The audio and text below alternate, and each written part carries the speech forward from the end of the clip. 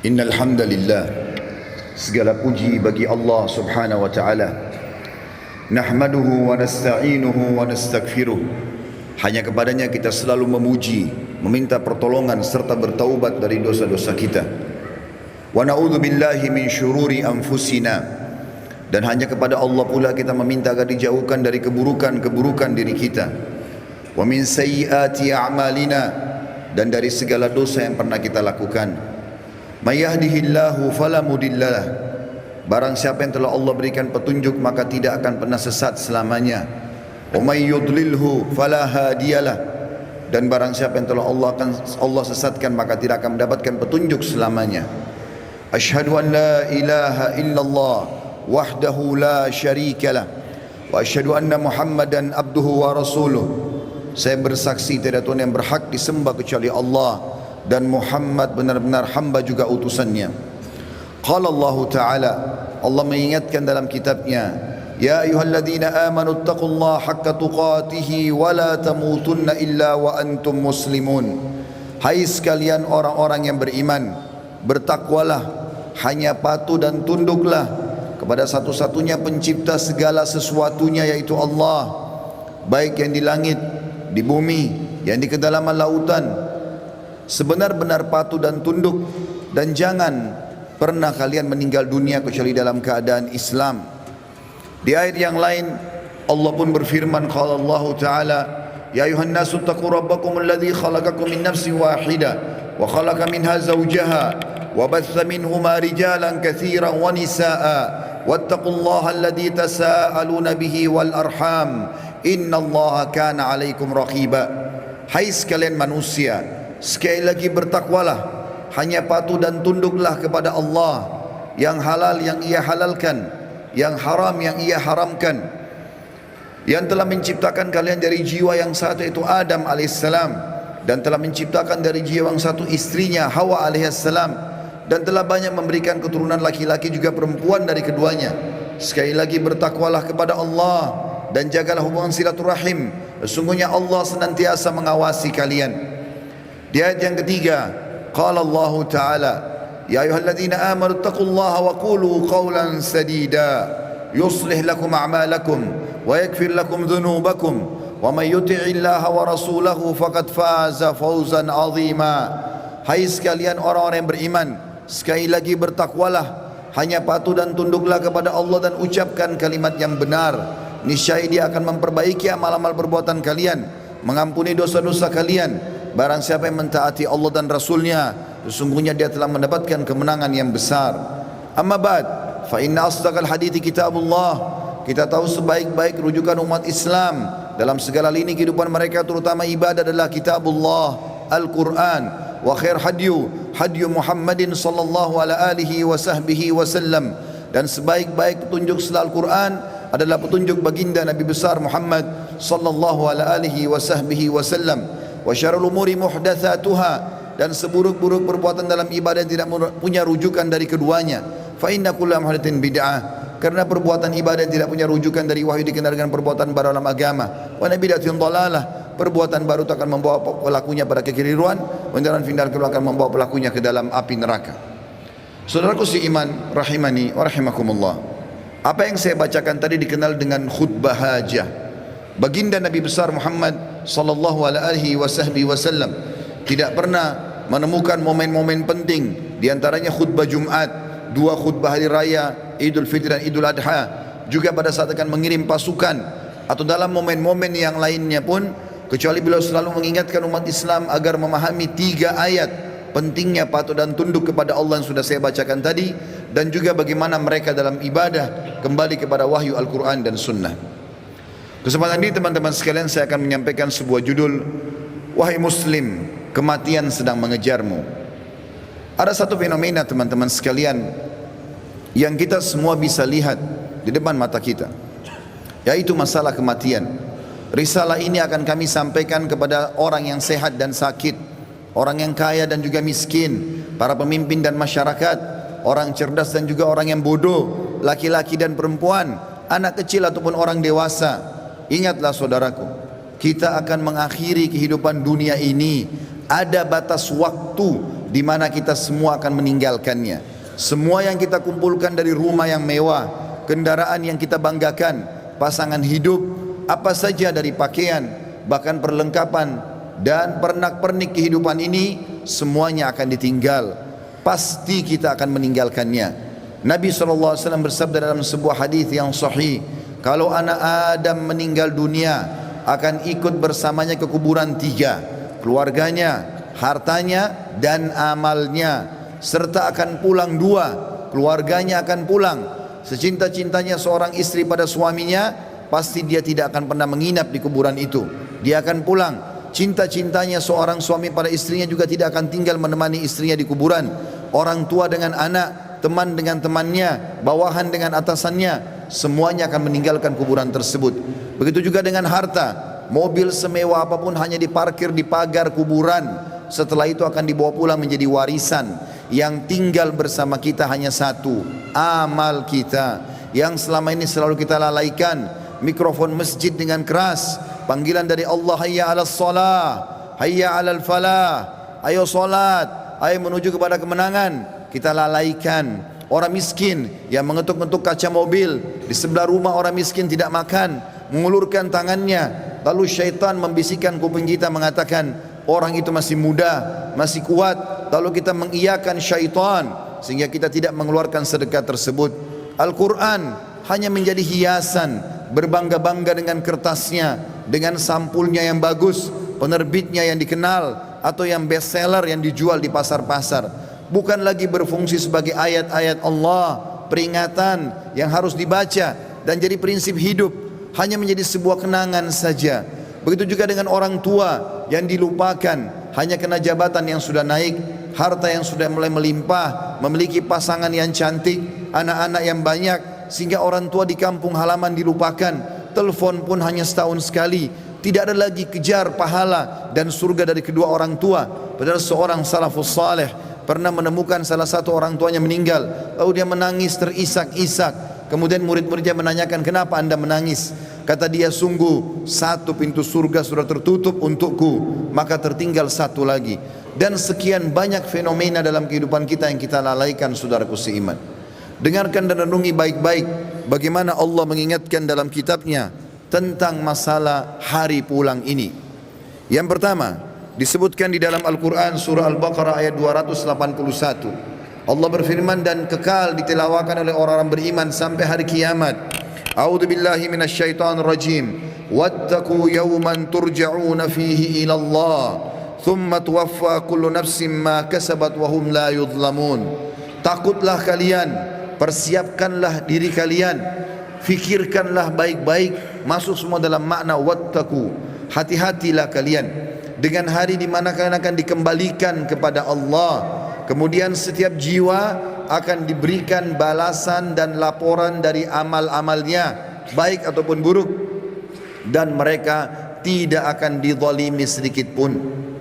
Kalau hari ini teman-teman kita melihat seseorang kerabat kita, teman sejawat kita, partner bisnis kita dibungkus dengan kain kafan dan meninggal, dan kita mengantar ke kuburan sebagaimana mungkin itu sudah pernah kita lakukan, maka satu waktu nanti kita yang akan diantar. Teman-teman sekalian masih malas sholat, sholatlah teman-teman sebelum anda disolati oleh orang-orang. Banyak orang meninggalkan saf pertama masjid, padahal itu keutamanya sangat besar, tapi dia menunggu dia akan disolati di saf pertama pada saat meninggal dunia. Ini kerugian, penyesalan akan datang terakhir, saudaraku seiman. Dalam ayat lain Allah berfirman dalam surah Al-Baqarah ayat 48, A'udzu billahi minasyaitonir rajim. Wattaqu yawman la tajzi nafsun an nafsin syai'a wa la yaqbalu minha syafa'atun wa la yu'khadhu minha 'adlun wa la hum yunsarun. Hati-hatilah kalian, perhatikan baik-baik, renungi baik-baik, kata Allah, hari di mana tidak ada lagi jiwa bisa membantu jiwa yang lain, dan tidak akan diterima lagi rekomendasi-rekomendasi, pertolongan-pertolongan, dan juga tidak akan pernah ada yang bisa memenangkan.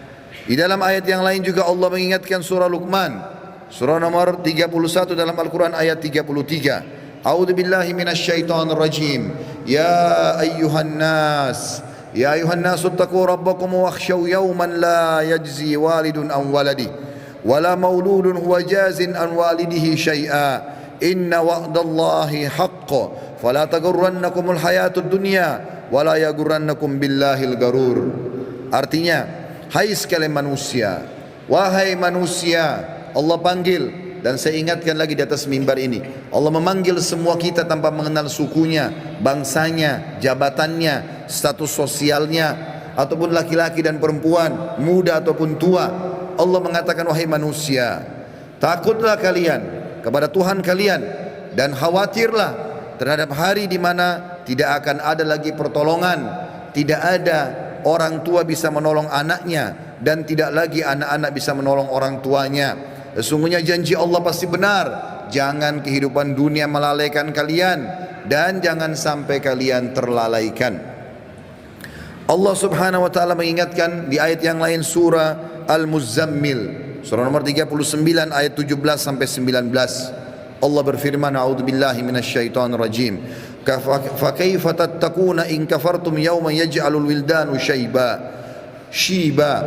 Bagaimana kalian bisa memungkiri hari di mana anak kecil pun bisa menjadi tua tiba-tiba? As-sama'u munfatirum bih, pada hari kiamat nanti maka langit-langit pun akan pecah. Kana wa'duhu maf'ula, dan itu janji Allah pasti akan terjadi. Inna hadhihi tadhkirah, ini adalah peringatan yang sangat bermanfaat. Faman syaa'a attakhadha ila rabbih sabila, siapa yang berakal maka dia segera mengambil jalan menuju ke Tuhannya. Saudaraku seiman, ada seorang soleh dulu kaya raya di zaman tabi'in di Irak. Dia lagi duduk di kebun kurmanya. Orang ini kebetulan sering ibadah, rajin sekali ibadah. Satu waktu dia pernah lalai beribadah. Ada beberapa waktu dari amal-amal sunnah yang dia tinggalkan, bukan amal wajib. Lalu kemudian di kebun kurmanya dia duduk, dan sering kali dalam beberapa hari di mana dia lalai itu, dia mengurus pegawainya memetik kurma-kurma yang masih segar, ditaruh di depannya, lalu dia menyuruh semuanya bubar untuk dia nikmati sendiri kurma itu. Pada saat dan kebunnya ini ditutup dengan pagar yang sangat tinggi, tidak ada yang bisa masuk, penjaga yang sangat ketat. Maka pada saat dia lagi duduk menikmati kurma tersebut, tiba-tiba di depannya semak belukar ya bergerak seakan-akan ada orang. Maka dia sambil marah mengatakan, siapa kamu? Begitu beraninya kamu masuk ke dalam kebunku tanpa izin.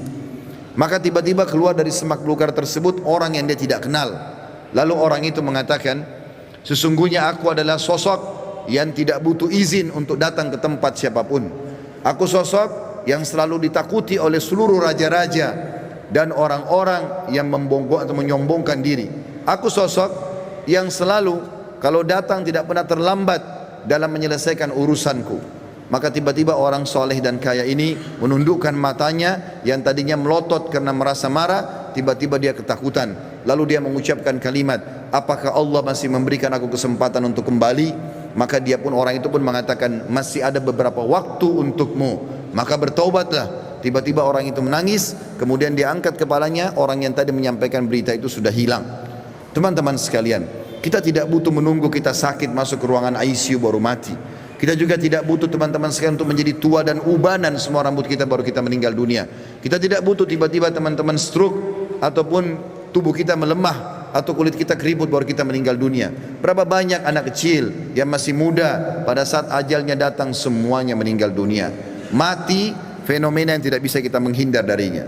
Perhatikan baik-baik, Allah berfirman di dalam surah Al-Imran, surah nomor 3 ayat 185. A'udzu billahi minasyaitonir rajim. Kullu nafsin dha'iqatul maut wa innama tuwaffawna ujurakum yawmal qiyamah. Faman zuhziha 'anil nari wa udkhilal jannata faqad faz.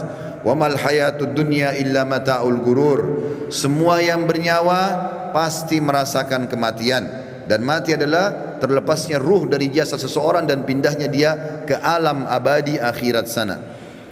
Dan setiap jiwa akan diberikan balasan pada hari kiamat sesuai dengan amalnya. Maka siapa yang bisa diselamatkan pada hari kiamat dari api neraka, kemudian masuk ke dalam surga, sungguh dia telah beruntung. Ketahuilah, kehidupan dunia hanyalah kehidupan yang menipu belaka. Di dalam ayat lain, Allah mengingatkan juga dalam surah Al-Anbiya, wahai para olahragawan yang merasa badannya berotot, kuat, segar, atau orang-orang yang menjaga kesehatannya dengan vitamin yang mahal, tidak akan bermanfaat pada saat ajal datang. Wahai orang-orang yang merasa hartanya banyak, orang yang selalu memerintahkan banyak pegawainya, sadarlah teman-teman sekalian bahwasanya itu hanya sebentar. Semua ada pertanggungjawabannya. Allah mengingatkan dalam surah Al-Anbiya, surah nomor 21 ayat 35. A'udzu billahi minasyaitonir rajim. Kullu nafsin dha'iqatul maut wa nabluukum bisyarri wal khairi fitnah wa ilaina turja'un. Semua yang bernyawa pasti akan mati dan kami menguji kalian dengan kebaikan dan keburukan sebagai fitnah, maka kalian harus tahu kalian akan dikembalikan kepada kami. Maksudnya kata ulama tafsir, kebaikan adalah dengan jabatan, dengan harta, dengan kelebihan paras wajah, fisik, pasangan hidup, keturunan yang banyak. Itu cobaan dari Allah subhanahu wa ta'ala. Bersyukur tidak, digunakan dalam ketaatan kepada Allah atau tidak, dia tunggangi enggak itu untuk panen pahala yang besar pada hari kiamat. Begitu juga kami uji kalian dengan keburukan. Keburukan juga datangnya penyakit, gangguan orang, semua melalui itu. Bersabar tidak, sehingga akhirnya mendapatkan pahala yang maksimal pada hari kiamat. Di dalam ayat lain surah Al-Ankabut, surah nomor 29 ayat 57 juga Allah berfirman, A'udzu billahi minasyaitonir rajim. Kullu nafsin dha'iqatul maut, thumma ilaina turja'un. Semua yang bernyawa pasti akan mati.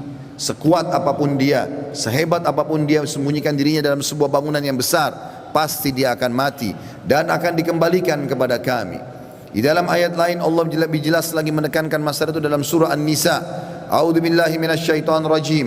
Ainama takunu yudrikumul maut walau kuntum fi burujim musyayyadah. Dimanapun kalian sembunyi, pasti mati akan datang kepada kalian, walaupun kalian sembunyi di dalam bangunan yang sangat kokoh. Dan terakhir ayatnya adalah Allah SWT mengingatkan dalam surah Jum'ah, ayat yang sudah sangat masyhur, surah nomor 62 ayat 8. A'udzu billahi minasyaitonir rajim. Qul innal mauta alladzi tafirruna minhu fa innahu mulaqikum. Tsumma turadduna ila alimil ghaibi wasyahadati fayunabbiukum bima kuntum ta'malun.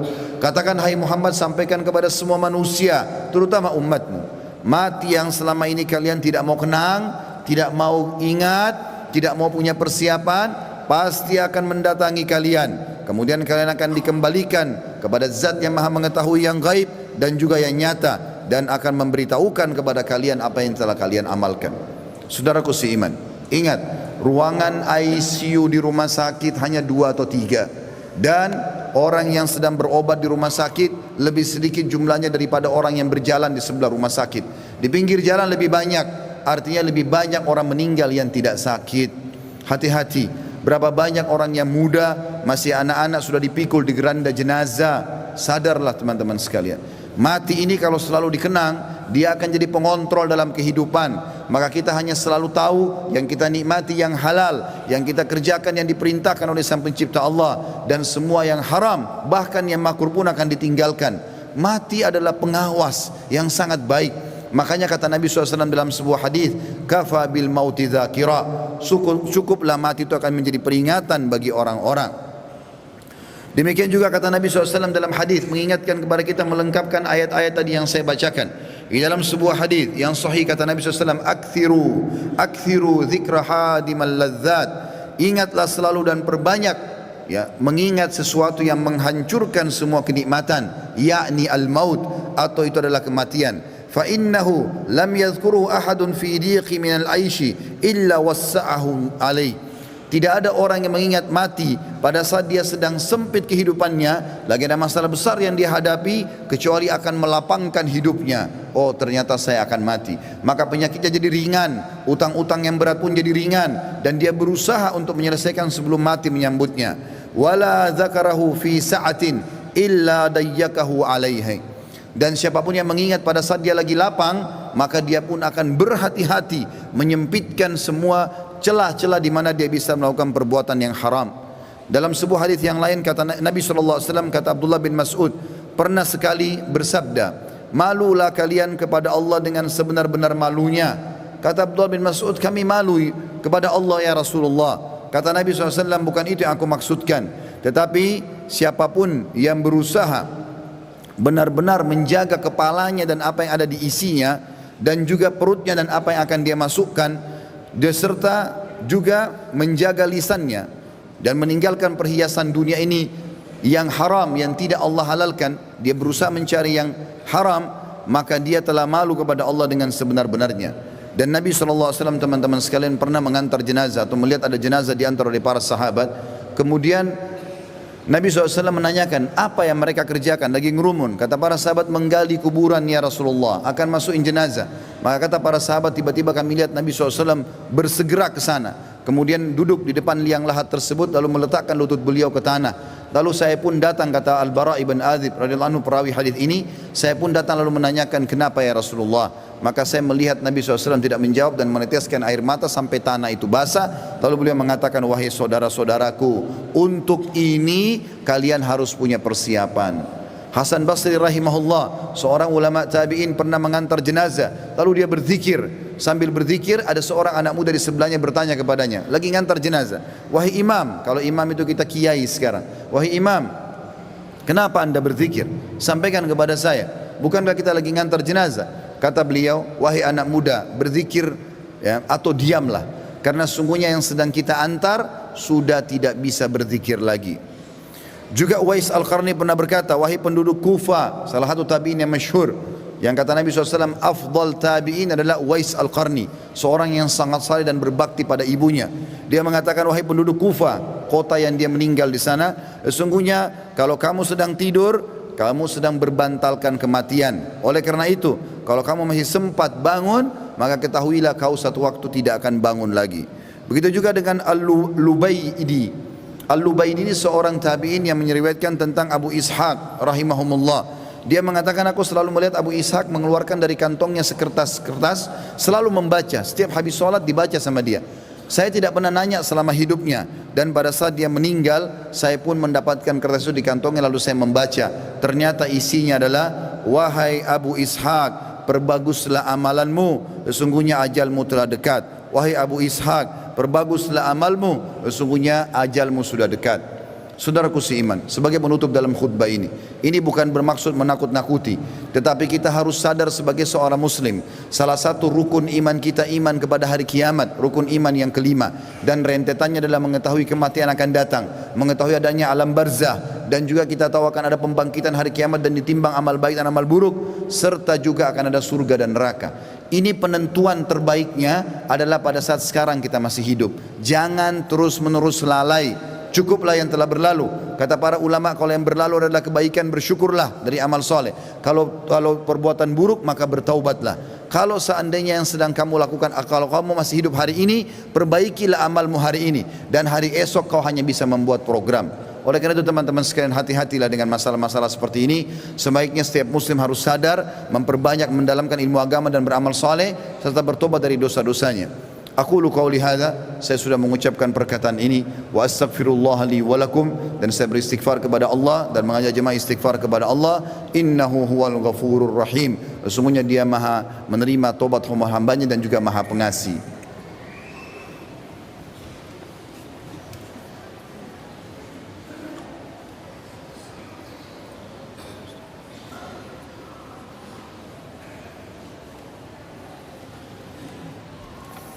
Alhamdulillah wassalatu wassalamu ala rasulillah. Segala puji bagi Allah subhanahu wa ta'ala, juga salawat dan taslim kepada Nabi besar Muhammad sallallahu alaihi wasallam. Sebelum berdoa teman-teman sekalian, Uthman bin Affan radhiyallahu anhu, di masa akhir hidup beliau, Uthman bin Affan tidak ada seorang muslim pun mungkin yang tidak mengenalnya, anak mantu Nabi sallallahu alaihi wasallam dan dijamin baginya surga.